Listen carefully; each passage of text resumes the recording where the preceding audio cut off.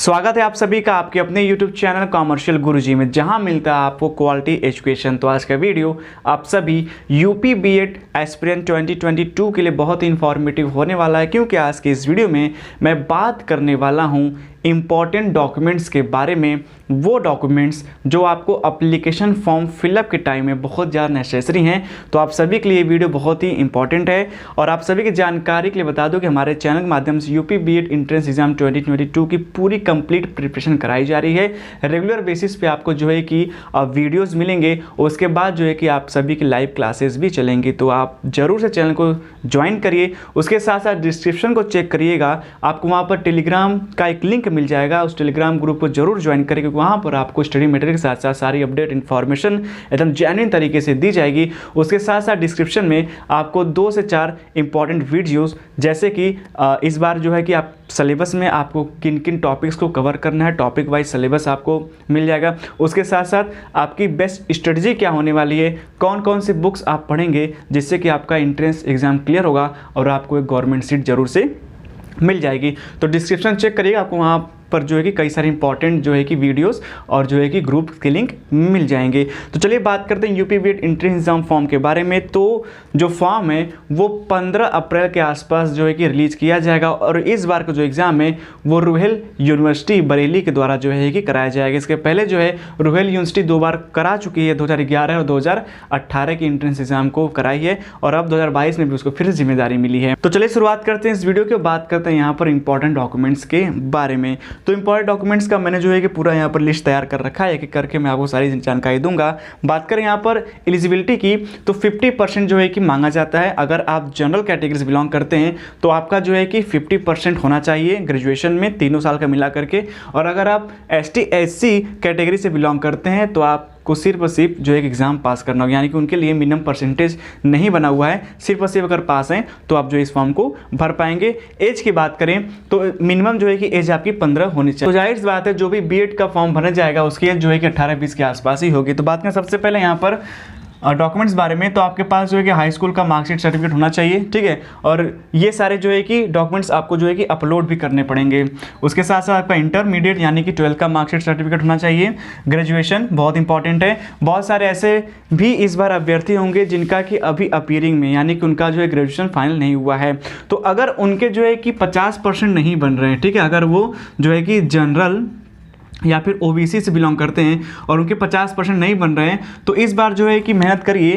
Percentage आपका अगर increase कर जाएगा तो जो है कि वो 50% जो है कि अगर हो जाएगा तो आप ज़रूर से जो है कि एडमिशन ले पाएंगे। हालांकि फॉर्म आप अभी आराम से भर पाएंगे, फॉर्म भरने में कोई दिक्कत नहीं है। आप आराम जो है कि अपीयरिंग के बेसिस पे ही फॉर्म भर पाएंगे, भले ही आपका ग्रेजुएशन चाहे कंप्लीट हुआ हो चाहे न हुआ। बाकी जिनका कंप्लीट हो चुका है उनको मिनिमम जो है कि 50% चाहिए। अगर आपने ग्रेजुएशन के साथ साथ पोस्ट ग्रेजुएशन भी कर रखा है तो आपको जो है कि पोस्ट ग्रेजुएशन के भी डिटेल जो है वो आपको अपने एंट्रेंस फॉर्म में ज़रूर से फिल करने होंगे।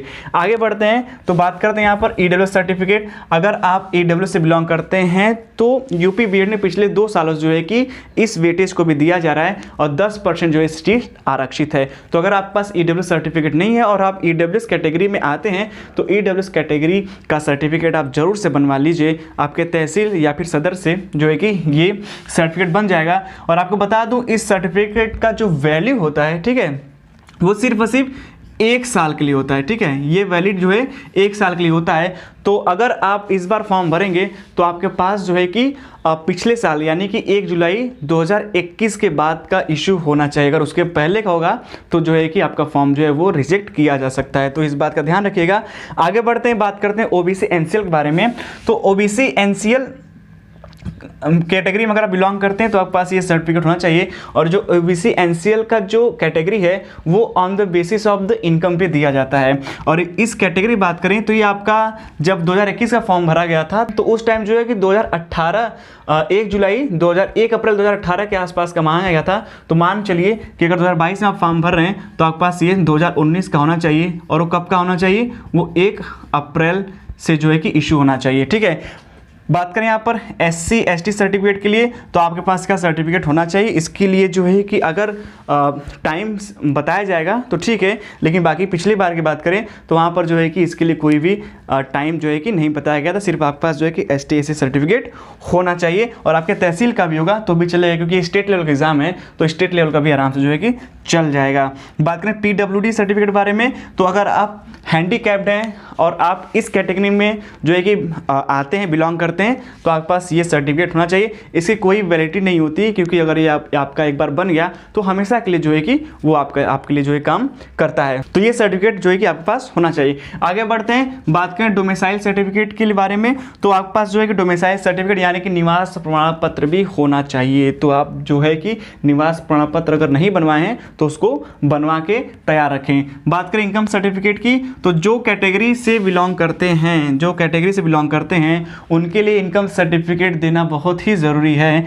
तो बात करें EWS सर्टिफिकेट की, OBC NCL की, ST SC की, तो इन लोगों को जो है कि अपना इनकम सर्टिफिकेट देना होता है। OBC की बात करें तो पिछली बार जब फॉर्म भरा गया था 2021 में, तो उसमें 1 साल पीछे का जो है कि ये इनकम सर्टिफिकेट मांगा गया था। ठीक है, बात करें आगे, तो ये आपका जो है कि स्पोर्ट्स सर्टिफिकेट, अगर आपने जो है कि चाहे नेशनल लेवल पे या फिर आपने इंटर स्टेट लेवल पे या फिर यूनिवर्सिटी लेवल पे, इंटर यूनिवर्सिटी लेवल पे कोई भी गेम में आपने पार्टिसिपेट किया है, उसमें आपने कुछ जीता है, ठीक है, चाहे फर्स्ट आए हो, चाहे सेकंड आए हो, चाहे टीम में पार्टिसिपेट किया है, तो आपको जो है कि वेटेज मिलता है। इसमें जो वेटेज होता है वो 15, 10, 5, ठीक है, इस तरीके से होता है। अब ये जो सर्टिफिकेट, ये सारे वेटेज वाले सर्टिफिकेट्स हैं। यहाँ से बात करें स्पोर्ट्स सर्टिफिकेट से लेकर अदर्स तक, ये सारे जो है कि वेटेज सर्टिफिकेट हैं।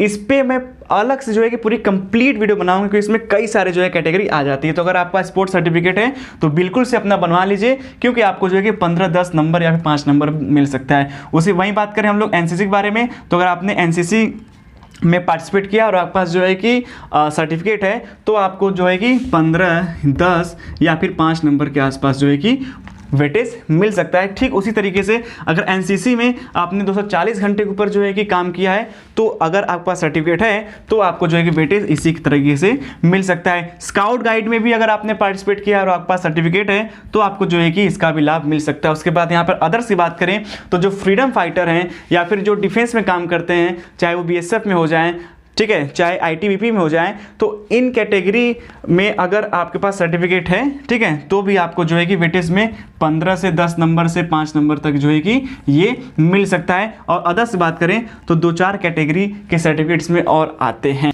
ठीक है, तो यही सारा जो है कि आपके पास ये डॉक्यूमेंट्स है। ये सारे डॉक्यूमेंट्स अगर आपके पास नहीं हैं तो आप इन सारे डॉक्यूमेंट्स को जो है कि बनवा लीजिए, उनकी व्यवस्था करा लीजिए। बाकी ये चीज़ें तो आपके पास जो है कि पहले से ही अवेलेबल हैं। बाकी और कोई भी डाउट्स है तो आप कमेंट करके पूछ सकते हैं। आपको यहाँ से जो है कि UP BED एंट्रेंस एग्जाम से रिलेटेड सारी अपडेट इन्फॉर्मेशन के साथ साथ पूरी कंप्लीट प्रिपरेशन कराई जाएगी। तो जुड़ेगा मेरे साथ, क्योंकि आपको यहाँ से मिलेगा क्वालिटी एजुकेशन।